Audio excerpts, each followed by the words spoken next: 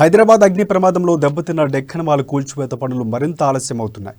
Tender దక్కించుకున్న SK Mallu agency సాయంత్రం నుంచి కూల్చివేత పనులు ప్రారంభించేందుకు సిద్ధమైంది. అయితే బిల్డింగ్ కూల్చేందుకు వచ్చిన భారీ క్రేన్లో ఆయిల్ లీకేజీ అవుతుండడంతో పనులకు ఆటంకం ఏర్పడింది.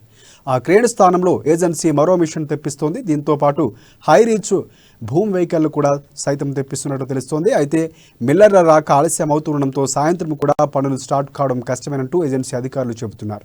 కూల్చివేత టైంలో చుట్టుపక్కల ఇండ్లు డ్యామేజీ కాకుండా చర్యలు తీసుకుంటున్నామని బల్దీ అధికారులు ప్రకటించారు.